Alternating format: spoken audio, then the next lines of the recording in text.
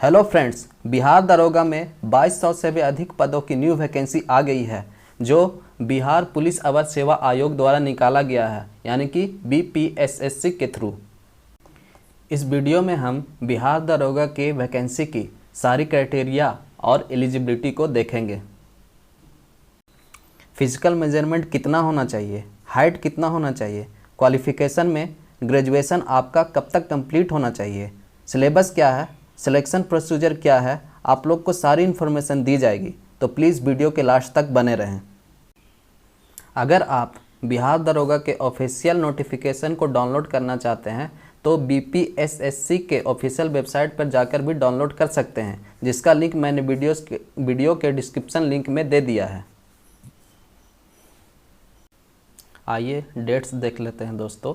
Online application form भरने के जो स्टार्टिंग डेट है वो 16 अगस्त 2020 रविवार से स्टार्ट होगी और इसका जो लास्ट डेट है वो 24 सितंबर 2020 गुरुवार तक होगी।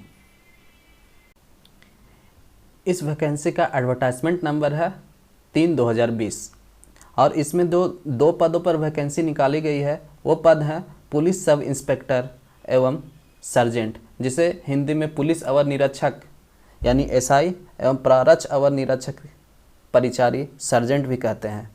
आइए दोस्तों, इसमें हम देखते हैं कि इन दो पदों पर जो वैकेंसी निकाली गई है उसमें कुल कितने सैलरी हैं, ये किस लेवल का एग्ज़ाम है और इसमें कुल कितने पोस्ट्स हैं। तो सबसे पहले देखते हैं पुलिस अवर निरीक्षक, पुलिस सब इंस्पेक्टर यानी कि एसआई। ये लेवल 6 का एग्ज़ाम है और इसमें कुल 35,400 से 1,12,400 तक की सैलरी मिलेगी और उसमें कुल 1998 पोस्ट हैं। और इसमें देखते हैं प्रारक्ष अवर निरीक्षक यानी परिचारी सर्जेंट, ये भी लेवल 6 का एग्ज़ाम है और इसका जो सैलरी है वो भी एसआई का सेम है और इसमें 215 सीट्स हैं। इसमें आप देख सकते हैं दोस्तों कि इसमें एक बहुत ही इम्पोर्टेंट बात बताई गई है कि कोई भी स्टूडेंट जो है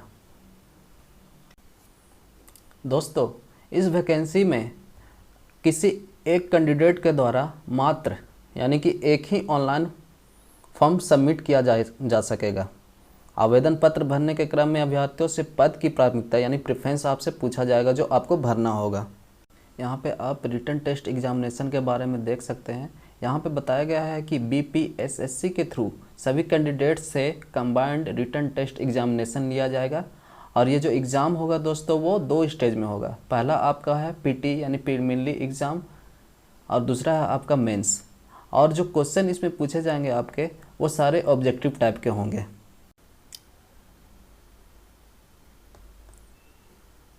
प्रारंभिक परीक्षा पीटी एग्ज़ाम जो होगा दोस्तों वो 200 अंकों का एक पेपर होगा जिसमें कुल क्वेश्चन की संख्या जो आपकी होगी वो 100 होगी और ये 2 घंटों की एग्ज़ाम होगी।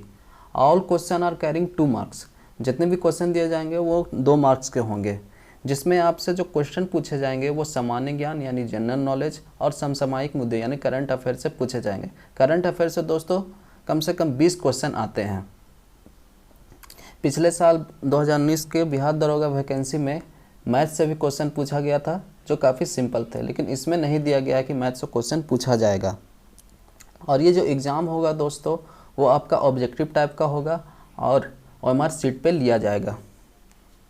यहाँ पे देख सकते हैं आप दोस्तों मेंस एग्ज़ाम मुख्य परीक्षा। जब आप प्रीलिमिनरी एग्ज़ाम पीटी पास कर जाएंगे, जो बच्चे कैंडिडेट सफल होंगे उसमें उनको मेंस एग्ज़ाम में सम्मिलित होने का अवसर दिया जाएगा। और इस मेंस एग्ज़ाम में आपके 2 पेपर होंगे। जो पहला पेपर है दोस्तों वो टोटल 200 मार्क्स के होंगे और वो क्वेश्चन सामान्य हिंदी यानी जनरल हिंदी से पूछा जाएगा और ये एग्ज़ाम टोटल 2 घंटों का होगा, जिसमें टोटल 100 क्वेश्चन पूछे जाएंगे और इसमें कम से कम आपको 30% अंक प्राप्त करना अनिवार्य होगा, नहीं तो आपको अयोग्य घोषित कर दिया जाएगा। सामान्य हिंदी का जो पेपर होगा दोस्तों वो प्राप्तांक मेधा में निर्धारण में नहीं जोड़ा जाएगा। ये आपका मेरिट लिस्ट में इस पेपर का जो मार्क्स होगा वो ऐड नहीं किया जाएगा। ये सिर्फ एक क्वालिफाइड बेसिस पे होगा एग्ज़ाम। जो आपका द्वितीय पेपर है, सेकंड पेपर है दोस्तों, उसमें आपका सामान्य अध्ययन जनरल नॉलेज से क्वेश्चन पूछा जाएगा, जिसमें सामान्य विज्ञान यानी जनरल साइंस, इकोनॉमिक्स नागरिक शास्त्र, Indian history Indian geography, math एवं मेंटल एबिलिटी यानी कि रीजनिंग से संबंधित क्वेश्चन पूछे जाएंगे। जो सेकंड पेपर है उसका जो आपका 200 पूर्णांक जो है वो 200 होगा, जिसमें कुल प्रश्नों की संख्या 100 होगी एवं परीक्षा की अवधि 2 घंटों की होगी। यहाँ पे देखिए दोस्तों, दोनों चरणों की परीक्षा में प्रत्येक गलत उत्तर के लिए 0.2 अंक काटा जाएगा। यानी कि आप अगर एक रॉन्ग आंसर देते हैं तो उससे आपसे 0.2 नेगेटिव मार्किंग किया जाएगा। उत्तर पुस्तिका 2 प्रतियों में होगी।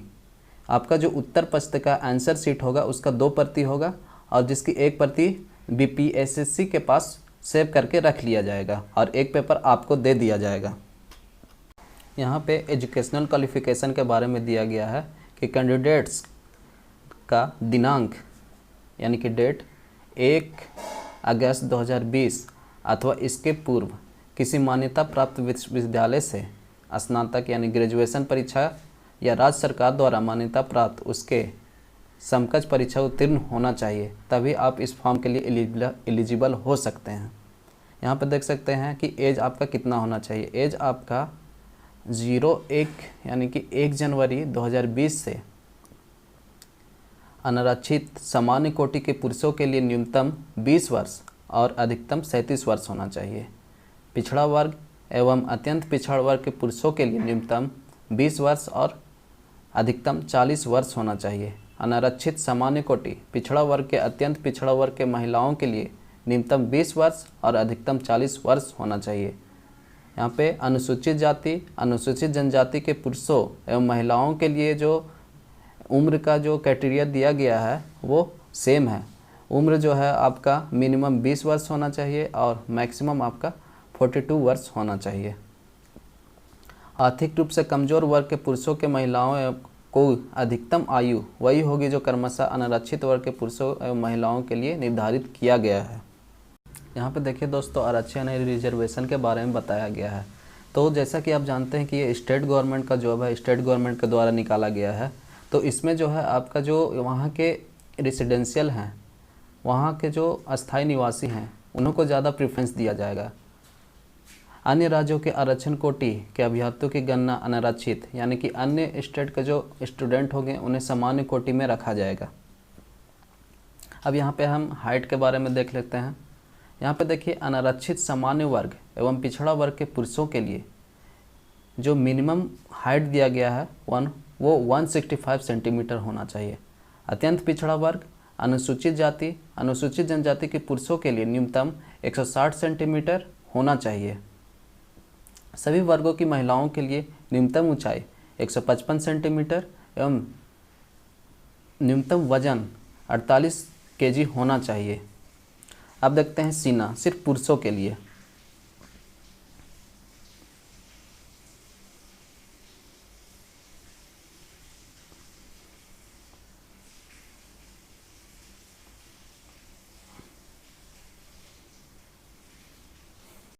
यहाँ पे दोस्त देख सकते हैं सीना यानी कि चेस्ट मेजरमेंट, और ये जो है सिर्फ मेल्स के लिए है। अनारक्षित सामान्य वर्ग पिछड़ा वर्ग एवं अत्यंत पिछड़ा वर्ग के पुरुषों के लिए बिना फुलाए 81 सेंटीमीटर न्यूनतम होना चाहिए और फुलाकर आपका 86 सेंटीमीटर न्यूनतम होना चाहिए।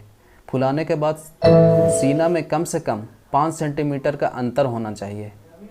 दूसरा है अनुसूचित जाति अनुसूचित जनजाति के पुरुषों के लिए बिना फुलाए 79 सेंटीमीटर न्यूनतम होना चाहिए। फुलाकर आपका 84 सेंटीमीटर न्यूनतम होना चाहिए। फुलाने के बाद सीना में कम से कम 5 सेंटीमीटर का अंतर होना चाहिए। अब दोस्तों यहाँ पे हम शारीरिक दक्षता परीक्षा यानी कि फिजिकल एबिलिटी के एग्जामिनेशन के बारे में देखते हैं।